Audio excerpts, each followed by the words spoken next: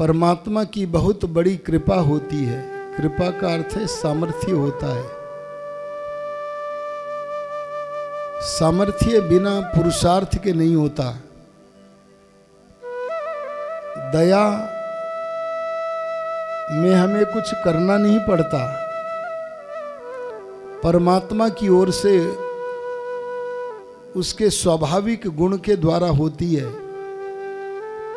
जैसे हम सबको वायु मिल रही है, जल मिल रहा है,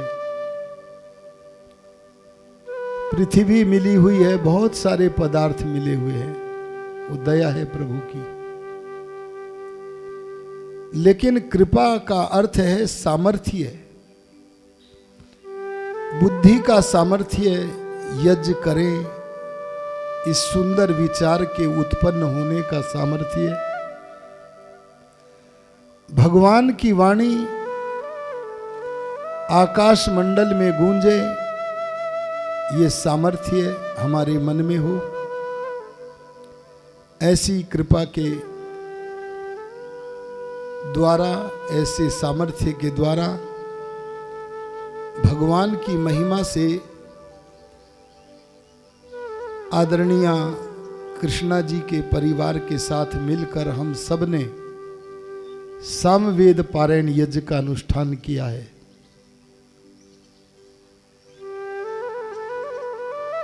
साम की व्याख्या करते हुए कहा है गीतिसु सामाख्या। सामवेद में बहुत सारी ज्ञान की बातें हैं। इस बात को जानकर के महर्षि दयानंद ने लिखा, वेद सब सत्य विद्याओं का पुस्तक है। क्या लिखा? वेद सब सत्य विद्याओं का पुस्तक है। यहां विचार करिएगा कि वेद में दो विशेषताएं बताई हैं। एक विशेषता तो ये बताई है कि वो सारी विद्याओं का भंडार है। आपने जिस सामवेद से यज्ञ किया, उसके मंत्रों के अर्थों को यदि विचार करेंगे तो सारी विद्याओं का भंडार वेद है, सामवेद है, अन्य वेदों की तरह। ये समझने की बात है कि सारी विद्या ही नहीं, बल्कि सत्य विद्या शब्द का प्रयोग हुआ है। ये सत्य शब्द हम तब समझ पाएंगे जब हम ऋषि दयानंद के ग्रंथों का आलोडन करेंगे। नहीं तो यही कहते रहेंगे कि वेद में सत्य विद्या तो है पर झूठी विद्या नहीं है। पर शास्त्र कहता जो झूठी होती है वो अविद्या तो हो सकती है, पर वो विद्या नहीं है।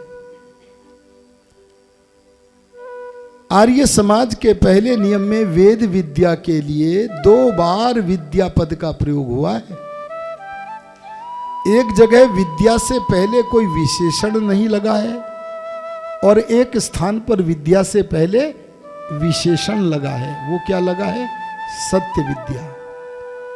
इससे पता लगता है कि पहले नियम में वर्णन की गई दोनों विद्याओं में कोई अंतर है। एक केवल विद्या है और दूसरी सत्य विद्या है। इसमें कहा सब सत्य विद्या, तीसरे नियम में इसको खोल दिया है, वेद सब सत्य विद्याओं का पुस्तक है। एक बार इस विषय को लेकर महर्षि दयानंद जी पूना में प्रवचन कर रहे हैं। प्रसंग आ पड़ा। पूना में उन्होंने अपने वक्तव्य में एक प्रश्न उठाया, क्या वेदों में सब विद्या है? अरे ध्यान दो जी जरा, बहन जी, तोमर जी, ध्यान दो, आओ बैठो।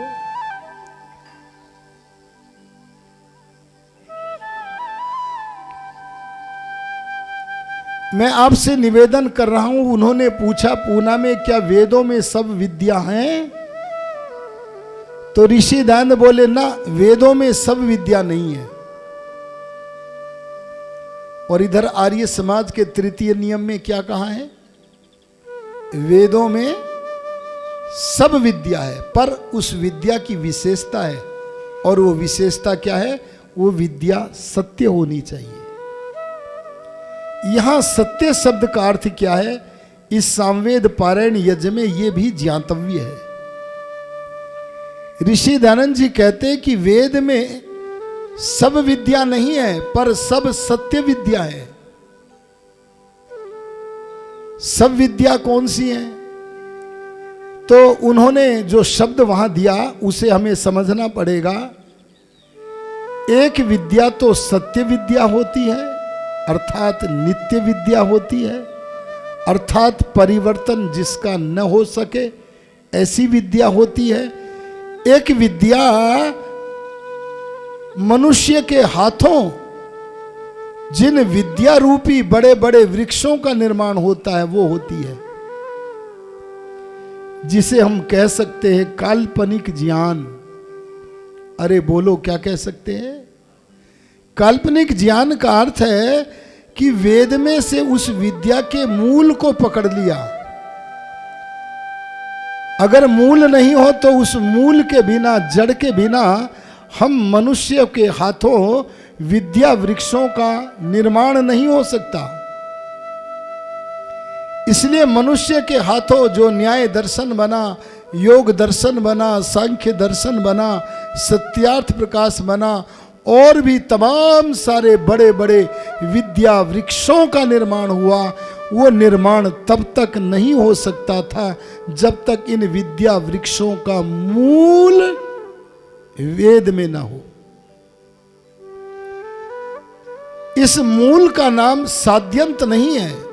साध्यंत माने जो ज्ञान आरंभ हो और समय आने पर जी विनाश हो जाए, परिस्थिति के अनुसार जिसमें परिवर्तन हो जाए,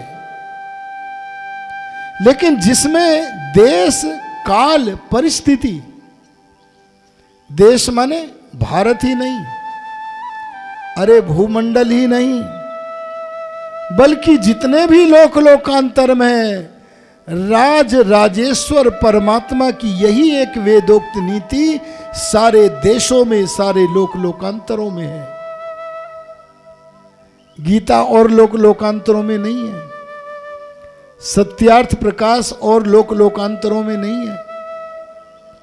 न्याय दर्शन की पंक्तियां सूत्र और लोक लोकांतरों में नहीं है।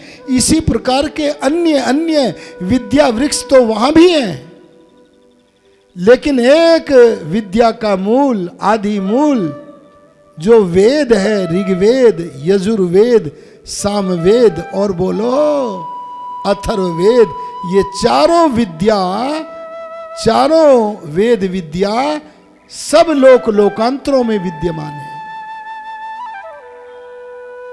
जिन लोक लोकांतरों को हम जानते हैं उनमें, और जिन लोक लोकांतरों को हम जानते भी नहीं है, जो हमारी ज्ञान की दृष्टि से दूर है, हमारे यंत्रों की भी पकड़ में नहीं है, ऐसे भी जो तमाम सारे लोक लोकांतर है, वहां भी परमात्मा का जैसे सूर्य है, जैसे चंद्रमा है, जैसे जल है, ऐसे राज राजेश्वर परमात्मा की विद्या वेद विद्या भी है। यहां पर कुछ दिन आप लोगों ने जिन मंत्रों का गान सुना है वो मंत्र सत्य विद्या है। आइए विचार करें वेद का अर्थ क्या है। वेद के कई अर्थ हैं, पर मैं आज के प्रसंग के अनुरूप एक ही अर्थ बताऊंगा। वेद माने ज्ञान। अरे बोलो, वेद माने, ये जो वेद की पुस्तक है, ये पृष्ठ है, क्या इन पृष्ठों का नाम वेद है? अरे बोलो जी, ये तो मनुष्य की रचना है। और इन पुस्तकों के ऊपर जो कलम और स्याही से पंक्तियां लिखी गई, क्या वो कलम, क्या वो स्याही, उसका नाम वेद है? अजी बोलो जी, उसका नाम भी वेद नहीं है, क्योंकि वो कलम, वो स्याही, वो मनुष्य की रचना है, लिपि भी मनुष्य की रचना है। तो वेद किसका नाम है? जो केवल भारत में ही नहीं, इस धरती पर ही नहीं, सारे ज्ञात अज्ञात लोक लोकांतरों में है। परमात्मा का वो वेद रूपी वरदान का अर्थ क्या है? तो हमारे ऋषि कहते हैं 3 वस्तुओं को मिला दो तो वेद अर्थ है उसका। पहला क्या है? शब्द। अरे बोलो क्या है? यहां सामवेद पारायण यज्ञ में कई दिनों तक जो आकाश मंडल में गुंजायमान हुआ है, अरे बोलो क्या हुआ है? शब्द, जिनका नाम है मंत्र। अरे बोलो क्या नाम है? ऋषि दयानंद ने भी श्लोक बनाए हैं, तमाम बड़े बड़े योगियों ने, विद्वानों ने श्लोक बनाए हैं। वे अच्छी वस्तु हैं, पर उन्हें कोई मंत्र नहीं कहता। गीता के श्लोकों को कोई मंत्र नहीं कहता। मंत्र का अर्थ होता गुप्त भाषण। अरे बोलो क्या है? गुप्त माने बस 2 ही जानते हैं, एक तो बताने वाला और एक जानने वाला। तीसरा पास में बैठा हुआ नहीं जानता उसे। बताने वाला कौन है वेद मंत्रों को? परमात्मा। और परमात्मा से उन मंत्रों का श्रवण करने वाले कौन है? 4 ऋषि, अग्नि, वायु, आदित्य, अंगिरा, और ऐसे गुप्त रूप में दिए। अरे अगर वाणी से बोले होते तो दूसरे भी सुन लेते, अगर लेखनी से लिखे होते तो गुप्त न होते, मंत्र न होते तो दूसरों को भी विदित होते। लेकिन जो अंतर्यामी रूप से, अरे व्याप्य व्यापक संबंध के द्वारा परमात्मा ने उनके भीतर स्थित रहकर बिना वाणी के, बिना लेखनी के, जैसे कोई बाजे को बजाए या जैसे कोई कठपुतली को नचाए, ऐसे चेष्टा कराकर 4 ऋषियों के द्वारा मानव मात्र को वेद दे दिए। तो पहला क्या है वेद? शब्द। अरे बोलो क्या है? शब्द। और केवल शब्द का ही नाम वेद नहीं है, बल्कि शब्द का जो अर्थ है, शब्द के भीतर जो बातें छिपी पड़ी है, शब्द के अंदर जो ज्ञान का भंडार छिपा पड़ा है, उस ज्ञान के भंडार का नाम भी बोलो वेद है। एक व्यक्ति व्याकरण का सूर्य है। क्या है जी? व्याकरण का सूर्य है। सूर्य बोल रहा हूं मैं। एक व्यक्ति संस्कृत का प्रकांड पंडित है, उसे सारा व्याकरण संस्कृत भाषा आती है। अरे जो संस्कृत का पूरा पंडित है, व्याकरण का सूर्य है, बोलो ऐसा मनुष्य वेद का भाष्य है हमारे सामने खोल के रख देगा कि नहीं? अजी बोलो जी।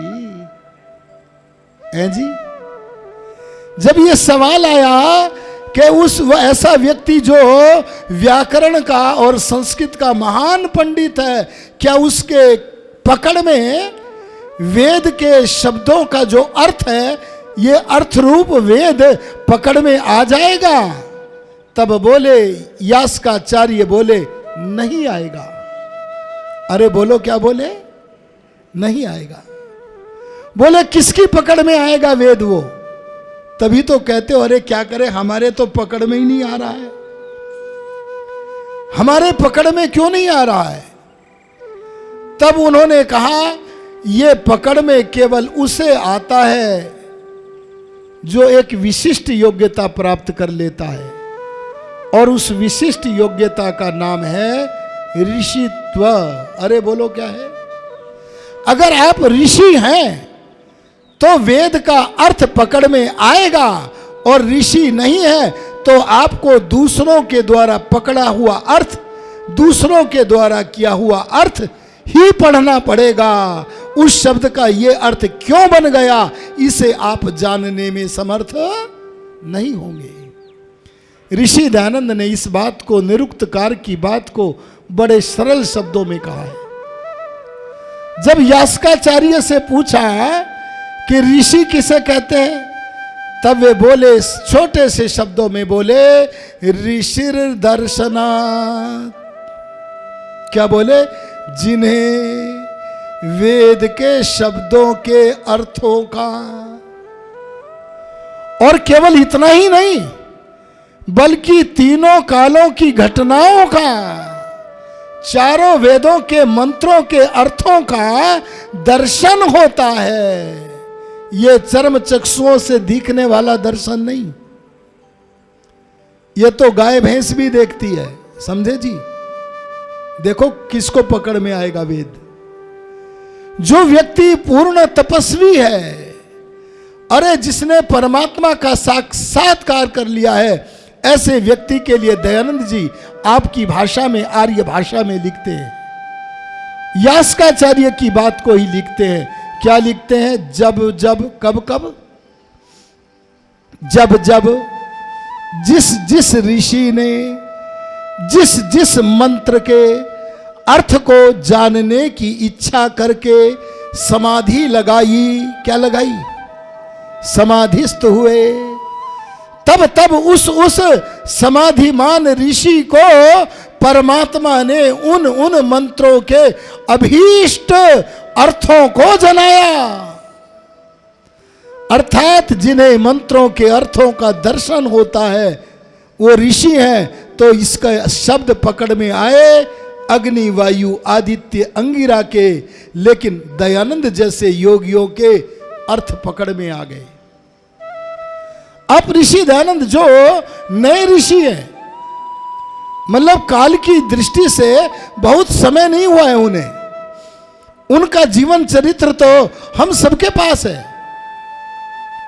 अरे जैसे याज्ञवल्क्य को दर्शन होता था, अरे जैसे कपिल, कणाद, गौतम, पतंजलि को दर्शन होता था, ऐसे आर्य समाज के संस्थापक महापुरुष दयानंद को भी दर्शन होता था।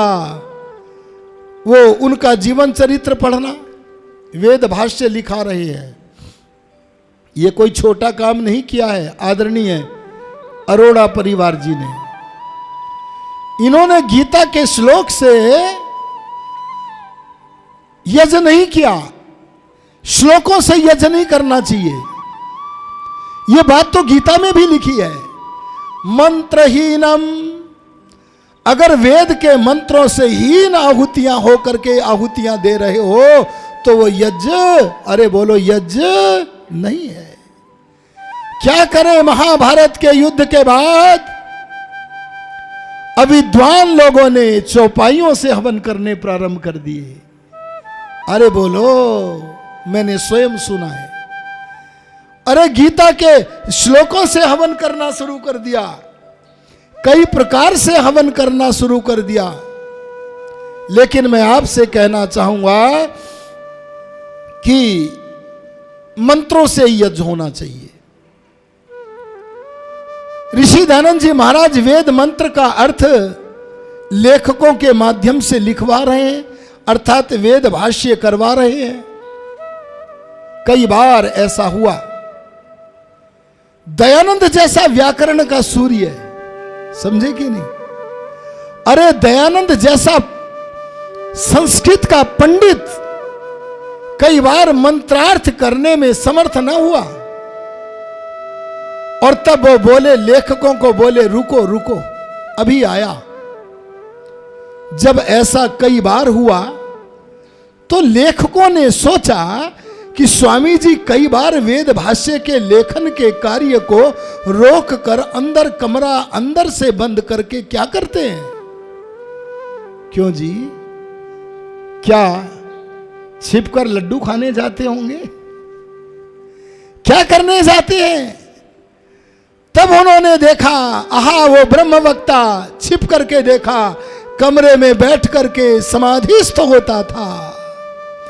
अरे समाधिस्थ होता था, समाधि में जिस जिस मंत्र के अर्थ को जानने की इच्छा करके बैठता था उसे जान लेता था, और समाधि से उठ के दयानंद योगी खिलाकर हंसता था और बोलता था, आओ आओ बैठो, मैं तुम्हें वेद का भाष्य का आगे लेखन कराता हूं। इसीलिए वेद नाम की वस्तु सबके पकड़ में नहीं आती। आपने मैक्स मूलर का नाम सुना है कि नहीं है जी? इसे ऋषि दयानंद जी ने अपने ग्रंथों में अच्छा कर दिया, जरा कुछ सुधार दिया। उन्होंने मैक्स की जगह लिख दिया मोक्ष मूलर। क्यों जी, क्या लिख दिया? मैंने कहा देखो ऋषि जी हमारे जीवन का लक्ष्य भी बताना चाह रहे हैं। अरे वे ये भी बताना चाह रहे तुम ईसाई बन गए इसलिए अपने को मैक्स मूलर कह रहे हो। अगर तुम सनातनी होते, अगर तुम वेद के अनुयायी होते तो तुम्हारा नाम मैक्स मूलर ना होकर क्या होता जी? मोक्ष मूलर होता। ये भी जना दिया। और मोक्ष मूलर जैसे तमाम दुष्ट लोग, मैं इनको दुष्ट शब्द का प्रयोग भी कर रहा हूं, ये ईसाई जैसे लोगों ने इस खातिर कार्यक्रम में लगाया कि तुम वेदार्थ को बिगाड़ दो। क्या कार्य? जिससे कि वेद के प्रति लोगों की श्रद्धा हट जाए, इसलिए बिगाड़ दो अर्थ। आहा, कालांतर में जाकर के अगर मैं मोक्ष मूलर का किया गया अर्थ करूं तो आप कहोगे ये तो कोई मोहम्मद की तरह जंगली आदमी है। अरे किसकी तरह? नूपुर शर्मा ने गलत ना बोला है। नूपुर शर्मा ने मुझे प्रतीत होता है सत्य के दूत महर्षि दयानंद के सत्यार्थ प्रकाश को पढ़ लिया है। अगर मैं ज्यादा उसका विश्लेषण करूं मुस्लिम मत की समालोचना का तो कानों को बंद कर लोगे जो ऋषि दयानंद ने सत्यार्थ प्रकाश में लिखा है। सारे विश्व में आग लग जाएगी। कुरान में ऐसी ऐसी गंदी बातें लिखी हैं और मोहम्मद के नाम पर लिखी हुई हैं। आपको अगर उन्हें देखना हो तो सत्यार्थ प्रकाश में पढ़ लेना। अरे बोलो कहां? सत्यार्थ प्रकाश में पढ़ लेना, जो कि मैंने स्वयं पढ़ी है। मैं आपसे निवेदन करना चाहता हूं, ऐसे मोक्ष मूलर जैसे लोगों ने ऐसा वेद का अर्थ कर दिया कि जिन अर्थों को पढ़कर के आप वेद को विद्या की पुस्तक नहीं कह सकते। एक बार ईसाइयों का और पौराणिकों का शास्त्रार्थ हो रहा है। पौराणिक लोग ईसाइयों से, मुसलमानों से भिड़ नहीं पाते। उन्हें चुटकी में कोई भी परास्त कर देता है, खीसे निपोर कर रह जाते हैं। एक बार रेलगाड़ी में एक मुल्ला जी बोले, एक हमारे पौराणिक भाई को बोले, अरे जहां तुम्हारा राम मैं पे खत्म होता है वहां से मोहम्मद प्रारंभ होता है। भला ये कोई तर्क की बात है? वहां पर एक आर्य समाज के विद्वान भी बैठे थे यात्रा में। उन्होंने सोचा चलो तर्क बाद में करेंगे, पहले इसको इसी की शैली में उत्तर दे दें। तब उन्होंने कहा फिर से बोलना मुल्ला जी। उन्होंने कहा मैं इनको कहता हूं, तुमको कहता हूं, जहां पर तुम्हारे राम रे से प्रारंभ होकर मैं पर समाप्त होते हैं, उस मां से मोहम्मद प्रारंभ होता है। तब आहा, आर्य विद्वान बोला सुन, जहां पर तुम्हारे मोहम्मद द पर समाप्त होते हैं वहां से दयानंद प्रारंभ होते हैं और अंत तक दयानंद ही रहते हैं। मैं आपसे कहना चाहूंगा, ये तर्क रूपी ऋषि अगर किसी ने दिया तो ऋषियों के अभाव में भी हमें तर्क रूपी ऋषि प्राप्त है। वो प्राप्त है महर्षि दयानंद की कृपा से। बहुत सारी अनर्गल बातें वेद के नाम पर फैलाकर वेद को नष्ट करने का प्रयत्न किया। और आज बहुत सारे निराशावादी एक बात मैंने सुने, और मैंने क्या कहते हुए सुने, सारी धरती पर वैदिक धर्म का राज्य था। क्या बोले?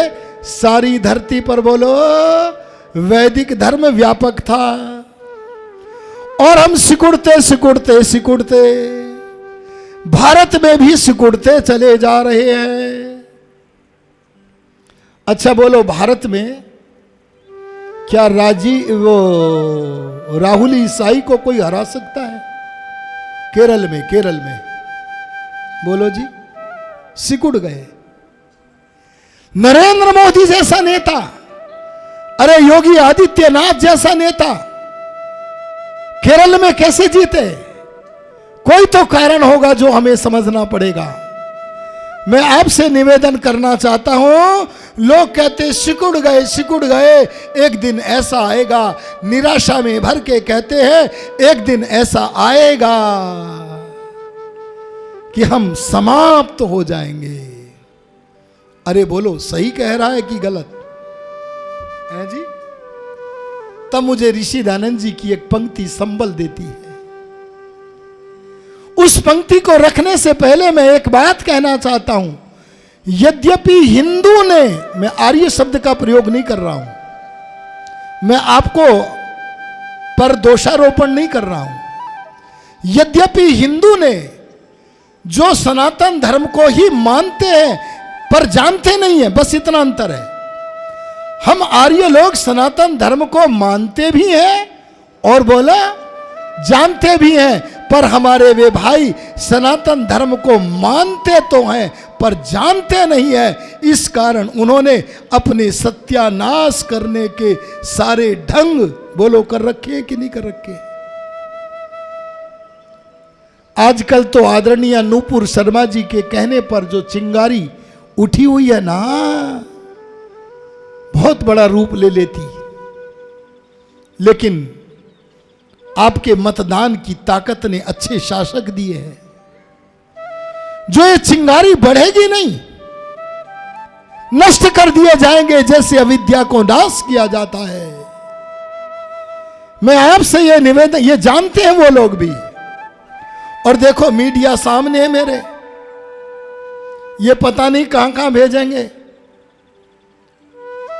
कई जगह मैं बोलता हूं, पर एक बात कहता हूं, भगवान जब तक जीवित रखेगा तेरा सेवक बन के रहेंगे। एक व्यक्ति ने हमसे पूछा आपका परिचय, तो कोई अपना कोई परिचय दे रहा, कोई दे रहा, तो हमने अपना परिचय दिया, लिखो हमारा परिचय भगवान के सेवक। बोले आप सेवक हैं? मैंने कहा हाँ। सेवक हो? मैंने कहा हाँ, पर उसका सेवक हूं जिसके बराबर दुनिया में कोई नहीं है। अरे बोलो, नरेंद्र मोदी का सेवक बड़ा है कि भगवान का सेवक बड़ा है? अरे जैसे ऋषि दान भगवान के सेवक बन के भगवान की आज्ञा में रहकर भगवान का काम करते थे, भगवान जब तक जीवित रखेंगे भगवान का काम करेंगे। इसी भावना से आपने यहां पर यह यज्ञ किया है।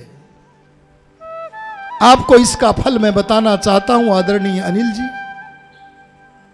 इसका फल किसी अन्य योनि में जाके नहीं मिलेगा। इसके फल के लिए तो भगवान को आपको मनुष्य बनाना ही पड़ेगा। परमात्मा की वाणी, अरे परमात्मा की वाणी का संचार कर रहे हैं आप, और उसके अर्थों का यहां पर लोगों के समक्ष सिद्धांत रूप मणियों व मोतियों से भर भी रहे हैं आप। इसका फल मिलेगा, हर कर्म का फल मिलता है तो इसका भी मिलेगा, लेकिन इसका फल मिलने के लिए हमें गाय आदि योनि में नहीं भटकना पड़ेगा। भगवान की व्यवस्था है कि इसके लिए भगवान को हमें मनुष्य, अरे बोलो मनुष्य बनाना ही पड़ेगा। क्यों? क्योंकि वो न्यायकारी स्वभाव से दयालु है, यथा तथ्य कर्म फलों को देने वाला है। तो दूसरी वस्तु क्या हुई जी? अर्थ। अरे बोलो क्या हुई?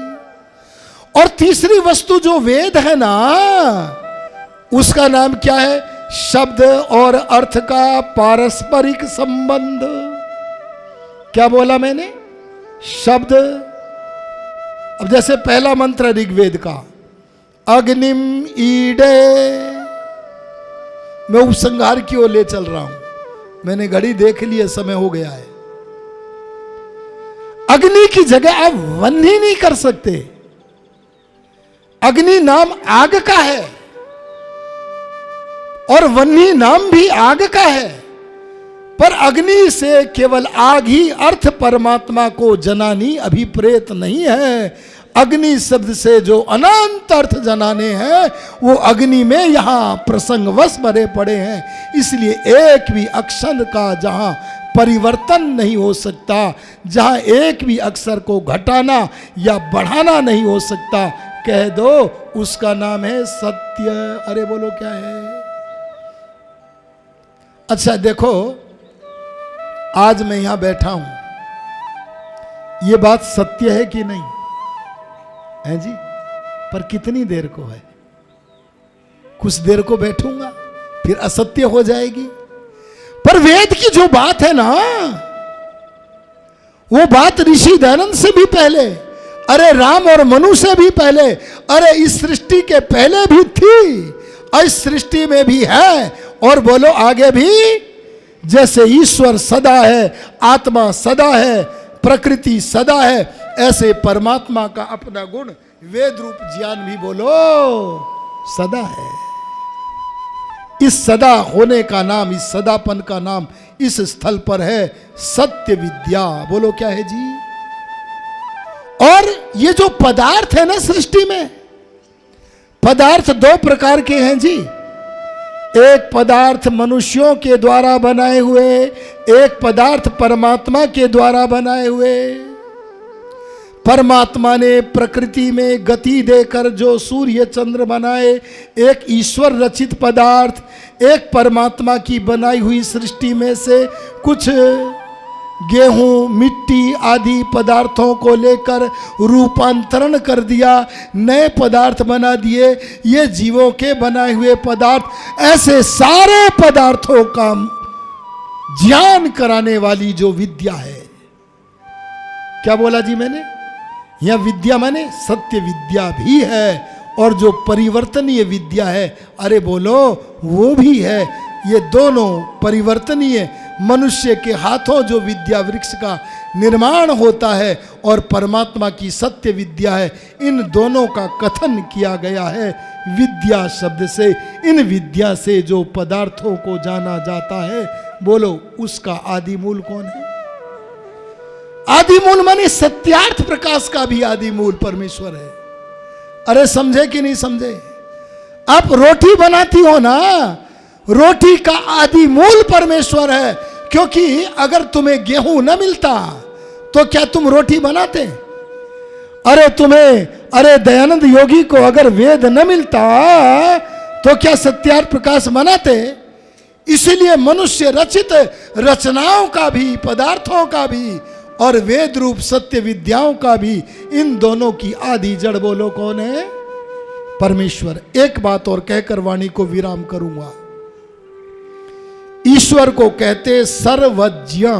अरे बोलो क्या कहते हैं? सर्वज्ञ माने सब कुछ जानने वाला। बोलो सर्वज्ञ माने, इसका मतलब क्या है? ईश्वर को कुछ भी जानना शेष नहीं है। ईश्वर भूत को भी, वर्तमान को भी और भविष्यत को भी जानते हैं। मोहम्मद को फटकार लगाते हुए दयानंद सत्यार्थ प्रकाश में लिखते हैं। ईसा मसीह को फटकारते हुए दयानंद सत्यार्थ प्रकाश में लिखते हैं। क्या लिखते हैं? क्या तुम्हारा खुदा, सुनो जी, क्या तुम्हारा खुदा पहले से भविष्यत की बातें नहीं जानता था? अगर नहीं जानता था, बाद में जान गया, तो उसका ज्ञान भी सत्य विद्या नहीं है। पर उसका जितना ज्ञान है, पहले भी पूर्ण था, आज भी पूर्ण है और बोलो आगे भी पूर्ण, ऐसा ज्ञान है सामवेद।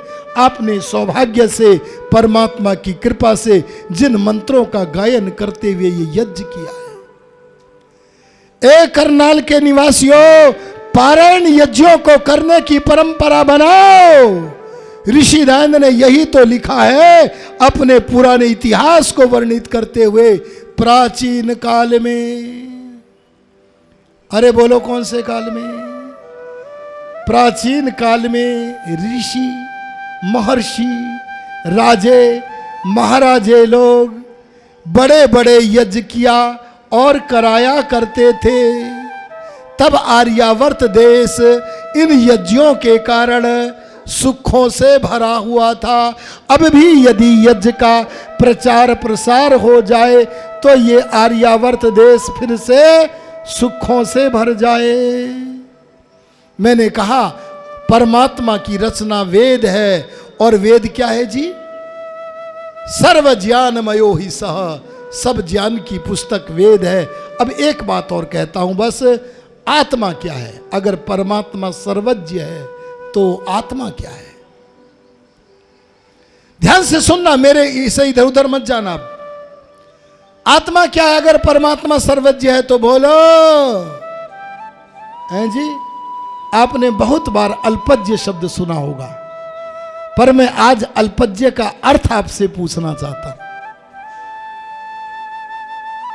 आपके पास 1 किलो दूध हो, चाहिए कितना? 5 किलो, तो आप क्या कहोगे? अल्प दूध है। ये तो कहोगे ना दूध थोड़ा है। हम पूछेंगे अजी बताओ कितना है, तो आप उसकी मात्रा बता दोगे कि नहीं कि जी 1 किलो है।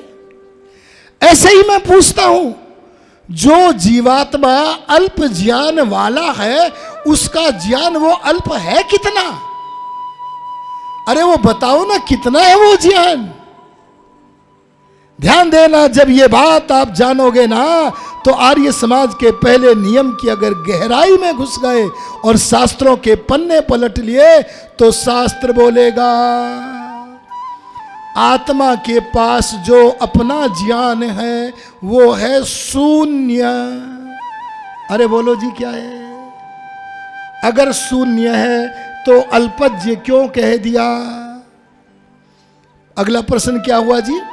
अगर ज्ञान शून्य है तो अल्पज्ञ क्यों कह दिया? तब शास्त्र बोला इसका अपना ज्ञान तो शून्य है, पर इसके पास एक सामर्थ्य है जो प्रकृति के पास नहीं है। बोले कौन सा सामर्थ्य है? तो शास्त्र बोला जीवात्मा के पास ज्ञान ग्रहण करने का सामर्थ्य है। इस ज्ञान ग्रहण करने के सामर्थ्य से अगर ये किसी छोटे विद्वान के पास पहुंच जाए तो वहां से कुछ विद्या ले ले, बड़े विद्वान दयानंद जैसे के पास पहुंच जाए तो बड़ा ज्ञानी बन जाए। और अगर ये ज्ञान ग्रहण करने के सामर्थ्य वाला जीव भगवान का सत्संग कर बैठे, अरे सर्वज्ञ का सत्संग कर बैठे, तो इसका अनुभव इतना बढ़ जाएगा, अजी सुनो, इतना बढ़ जाएगा। जैसे एक उदाहरण देता हूं, आपकी आंख कल्पना करो 1 किलोमीटर तक देख सकती है, कितनी दूर तक? पर अगर मैं आपकी आंख के आगे दूरबीन लगा दूं तो वही आंख जो पहले केवल 1 किलोमीटर देख रही थी अब कई किलोमीटर तक देख लेती हैं कि नहीं? आंख तो शर्मा जी वही है। अब कई किलोमीटर तक क्यों देख रही हैं? क्योंकि दूरबीन का सहारा मिल गया। ऐसे जीवात्मा के पास अगर परमात्मा की दूरबीन प्राप्त हो गई ना इसे, तो इसके अनुभव की गति इतनी दूर होगी, दूर दूर तक होगी कि ये भूतकाल को भी जान लेता है, वर्तमान जहां पहुंच नहीं है उसे भी जान लेता है, और जो घटना घटी नहीं है अरे बोलो उसे भी जान लेता है। उसके जानने के लिए आओ, अगर कोई मूल खजाना है तो उसकी ओर चलो, आओ चलो लौट चलो वेदों की ओर। मैं आपको बहुत बहुत साधुवाद देता हूं कि आप सब लोगों ने मिलकर के वेद का पारायण किया है। क्या किया है जी? पारायण माने क्या होता है? अयन शब्द है आदरणीय अरोड़ा जी, अयन। अयन शब्द का अर्थ होता गति। अरे बोलो क्या अर्थ होता है जी? पर हर गति का नाम अयन नहीं है। केवल उसी गति का नाम अयन है जो गति आर पार हो रही हो। अरे बोलो कैसी हो रही हो? जैसे खिड़की में हवा आर पार होती है कि नहीं है जी? तो इसको अयन बोलते हैं। किसका अयन? वायु का, वातायन। ऐसे ही उत्तरायण, दक्षिणायन माने आर पार की जो भी गति होगी वहां अयन शब्द का प्रयोग होगा। यहां हम लोगों ने सामवेद के पहले मंत्र से लेकर अंतिम मंत्र तक गति दे दी पाठ की। आर पार गति हो गई, पूरी हो गई, इसलिए इसका नाम है पारायण। अरे बोलो क्या नाम है? तो बहुत बहुत आपको साधुवाद देता हूं। और आपने तो वेद तो सारे चारों महान पवित्र हैं, पर चारों वेदों में ज्ञान भी है, कर्म भी है, उपासना भी है, विज्ञान भी है, पर किसी में कोई चीज ज्यादा, किसी में कोई वस्तु ज्यादा है। ऋग्वेद में ज्ञान ज्यादा है, पर कर्म उपासना विज्ञान भी है। यजुर्वेद में कर्म ज्यादा है, पर उपासना विज्ञान भी है। और सामवेद में उपासना वो ज्यादा है। भगवान की स्तुति के गीत भरे पड़े हैं, पर उसमें ज्ञान भी है, अरे कर्म भी है, अरे विज्ञान भी है। जो कहते हैं कर्म ही पूजा है वे गलत हैं। क्या कहें? ज्ञान भी पूजा है, उपासना भी पूजा है। और ज्ञान कर्म उपासना को जानकर, ध्यान से सुनना वाक्य को, ज्ञान को जानकर, कर्म को जानकर, समझकर, उपासना की पद्धति को जानकर, इन तीनों से काम लेने की प्रक्रिया का नाम क्या है? विज्ञान। ये चारों चीजें चारों वेदों में है, लेकिन भगवान की स्तुति के गीत जिसमें भरे पड़े हैं, उस सामवेद का मनोहर गान करते हुए आपने इस यज्ञ को किया। मैं भी संचार माध्यम से प्रेमुदित था कि भाई करनाल के लोग बहुत अच्छा सामवेद पारायण यज्ञ कर रहे हैं। आदरणीय अरोड़ा जी ने भी मुझे संवाद करने के अवसर दिया। मैंने भी कार वालों को कहा दौड़ाओ, जितना दौड़ा सको। तो बस उनके पुरुषार्थ से मैं आप लोगों के दर्शन करने में सफल हो सका। इन्हीं शब्दों के साथ वाणी को विराम देता हूँ। ओम शम।